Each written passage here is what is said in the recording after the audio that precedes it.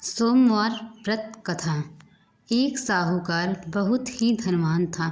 उसे किसी भी प्रकार की कोई कमी नहीं थी, परंतु पुत्र न होने के कारण वह अत्यंत दुखी था। वह इसी चिंता में रात दिन रहता था और इसलिए वह पुत्र की कामना हेतु प्रति सोमवार को शिव जी का व्रत और पूजन किया करता था। सायंकाल को जाकर शिव जी के मंदिर में दीपक जलाया करता था। उसके इस भक्ति भाव को देखकर एक समय श्री पार्वती जी ने शिवजी महाराज से कहा, हे महाराज, यह साहूकार आपका अत्यंत भक्त है और सदैव आपका व्रत और पूजन बड़ी श्रद्धा से करता है, अतः इसकी मनोकामना पूर्ण करनी चाहिए। शिव जी ने कहा, पार्वती, यह संसार कर्म क्षेत्र है। जिस प्रकार किसान खेत में जैसा बीज बोता है वैसा ही फल काटता है, उसी तरह इस संसार में जो जैसा कर्म करता है वैसा ही फल भोगता है। पार्वती ने अत्यंत आग्रह से कहा, महाराज, जब यह आपका ऐसा भक्त है और यदि इसको इस किसी प्रकार का कोई दुख है तो उसके दुख अवश्य दूर करना चाहिए, क्योंकि आप तो सदैव अपने भक्तों पर दयालु हैं, उनके दुख को दूर करते हैं। यदि आप ऐसा नहीं करेंगे तो मनुष्य क्यों आपकी सेवा व्रत और पूजन करेंगे। पार्वती जी का ऐसा आग्रह देख शिव जी प्रसन्न हो कहने लगे, हे पार्वती, इसके कोई पुत्र नहीं है। इसी पुत्र चिंता से यह अति दुखी रहता है। इसके भाग में पुत्र न होने पर भी मैं इसको पुत्र प्राप्ति का वर देता हूँ, परंतु वह पुत्र केवल 12 वर्षों तक ही जीवित रहेगा। इसके पश्चात वह मृत्यु को प्राप्त होगा। इससे अधिक मैं और कुछ इसके लिए नहीं कर सकता। यह सब साहूकार सुन रहा था।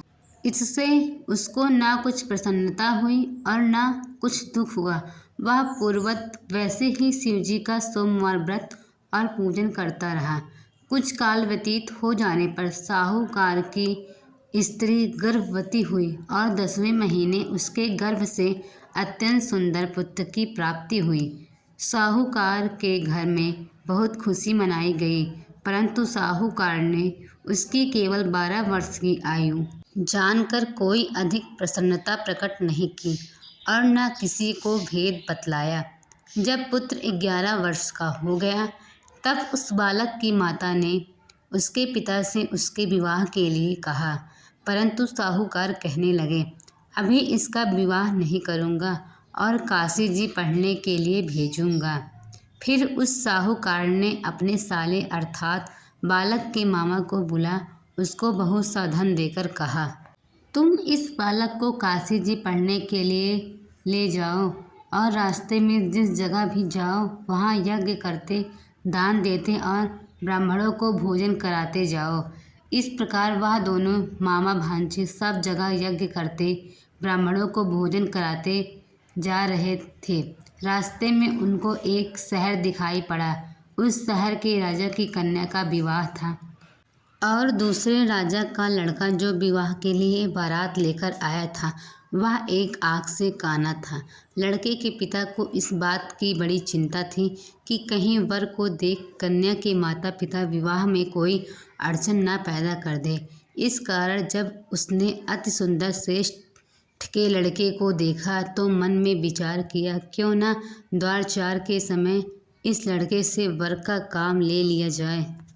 ऐसा विचार कर राजा ने उस लड़के और उसके मामा से कहा तो वह राजी हो गए और साहूकार के लड़के को स्नान आदि करा, वर के कपड़े और आभूषण पहना, घोड़े पर चढ़ा दरवाजे पर ले गए और बड़ी शांति से सब कार्य हो गया। अब वर के पिता ने सोचा, यदि विवाह का कार्य भी इसी लड़के से करा लिया जाए तो क्या बुराई है।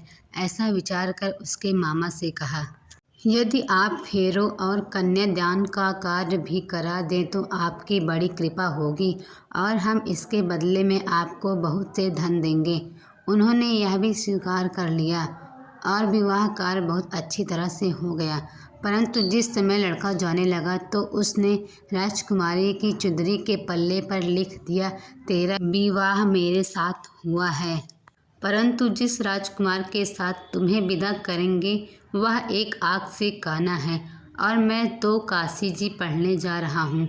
उस राजकुमारी ने जब चुंदरी पर ऐसा लिखा हुआ पाया तब उसने राजकुमार के साथ जाने से मना कर दिया और कहा, यह मेरा पति नहीं है, मेरा विवाह इसके साथ नहीं हुआ है, वह तो काशी जी पढ़ने गया है। राजकुमारी के माता पिता ने कन्या को विदा नहीं किया और बारात वापस चली गई। उधर सेठ का लड़का और उसके मामा काशी पहुंच गए। वहां जाकर उन्होंने यज्ञ करना और लड़के ने पढ़ना शुरू कर दिया।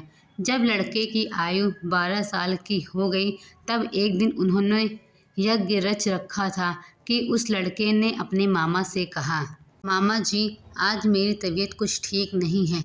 मामा ने कहा, अंदर जाकर सो जाओ। लड़का अंदर जाकर सो गया और थोड़ी ही देर में उसके प्राण निकल गए। जब उसके मामा ने आकर देखा कि वह मर गया है तो उसे बड़ा दुख हुआ और उसने सोचा कि मैं अभी रोना पीटना मचा दूंगा तो यज्ञ का कार्य अधूरा रह जाएगा। अतः उसने जल्द ही यज्ञ का कार्य समाप्त कर ब्राह्मणों के घर जाने के बाद रोना पीटना आरंभ कर दिया। संयोगवश उस समय शिव जी महाराज और पार्वती जी उधर से जा रहे थे।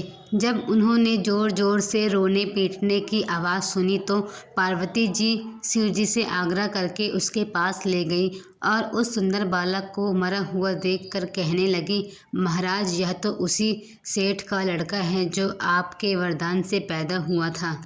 शिव जी ने कहा, पार्वती इसकी आयु इतनी ही थी सो भोग चुका। पार्वती जी ने कहा, महाराज कृपा करके इस बालक को और आयु दो, नहीं तो इसके माता पिता तड़प तड़प कर मर जाएंगे। पार्वती जी के इस प्रकार बार बार आग्रह करने पर शिव जी ने कहा, उसको वरदान दिया। शिव जी की कृपा से लड़का जीवित हो गया। शिव पार्वती कैलाश चले गए। तब वह लड़का और उसका मामा उसी प्रकार यज्ञ करते हुए अपने घर की ओर चल पड़े और रास्ते में उसी शहर में आए जहाँ पर उस लड़के का विवाह हुआ था। वहाँ पर आकर जब उन्होंने यज्ञ प्रारंभ कर दिया तब उस लड़के के ससुर ने उसे पहचान लिया और अपने महल में लाकर उसकी बड़ी खातिर की। साथ ही बहुत धन और दासियों सहित अपनी लड़की और जमाई को विदा किया।